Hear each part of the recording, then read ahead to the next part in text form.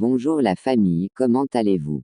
J'espère que vous allez bien et que tout se passe bien pour tout le monde. Bienvenue sur la chaîne Le Zèle du Latéral. Vous avez cliqué et vous ne vous êtes pas trompé, rassurez-vous, parce qu'ici nous allons parler de Dieu, nous allons parler du Seigneur Jésus-Christ, nous allons parler du Saint-Esprit. Bref, vous l'aurez compris, nous allons parler de notre vie chrétienne. Alors restez branchés jusqu'à la fin, shalom. Dans cette vidéo, nous allons parler d'une génération de jeunes qui est monnaie courante aujourd'hui, d'ailleurs pas que les jeunes, ça nous concerne tous. Nous allons parler de la génération d'Amnon. Amnon est l'un des fils du roi David. Pour retracer un peu l'histoire, Amnon convoitait sa demi-sœur Tamar. Tamar qui est la sœur d'Absalom. Amnon avait un ami du nom de Jonadab, fils de Chiméa le frère de David. Jonadab a aidé Amnon en lui donnant la stratégie qu'il faut pour arriver à ses fins avec Tamar. Mais bizarrement, la seconde après avoir couché avec Tamar, Amnon l'a détestée de tout son cœur et la renvoya.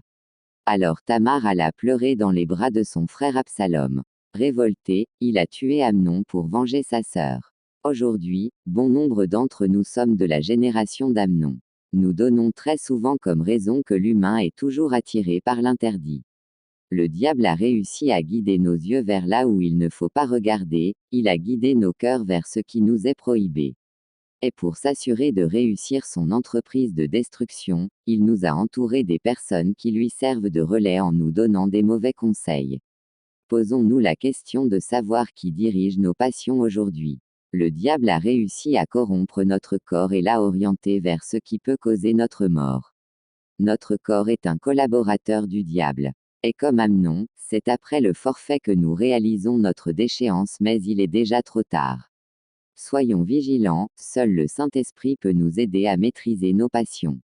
Qui sait l'avenir qui attendait Amnon s'il n'était pas tué? Le diable connaît ta destinée glorieuse et il fera tout pour te la ravir. Beaucoup diront que cet inceste et le meurtre qui s'en est suivi sont l'accomplissement du châtiment de Dieu sur David après son péché avec Bath-séba. C'est possible, mais le Dieu qui punit l'iniquité des parents sur les enfants jusqu'à la 3e et la 4e génération est le même que celui qui fait miséricorde jusqu'à 1000 générations de ceux qui l'aiment et qui gardent ses commandements. Exode 20, les versets 5 et 6. Nous avons tout quelque chose qui nous poursuit, non seulement les conséquences de nos péchés mais aussi celles des péchés de nos parents. Si nous nous tournons vers Dieu, nous trouverons toujours le chemin de faire carrière avec lui. Si Amnon était consacré à Dieu, le diable n'aurait pas trouvé de brèche pour l'atteindre. Et il ne serait pas sujet à cette malédiction. Notre problème aujourd'hui est que nous ne sommes pas dévoués au Seigneur. Nous avons tourné notre cœur vers le monde, vers la chair et ses passions. C'est ce à quoi nous nous consacrons qui aura le dessus sur nous. Est-ce que nous nous confions au Saint-Esprit en ce qui concerne la direction de notre vie? De quel genre d'amis nous entourons-nous? La fin est plus proche que jamais. Reviens vers ton Dieu, ton éternité en dépend. Le diable sait qu'il n'a plus de temps et il multiplie ses assauts. Le péché est couché à ta porte. Réveille-toi et reste vigilant. Amen.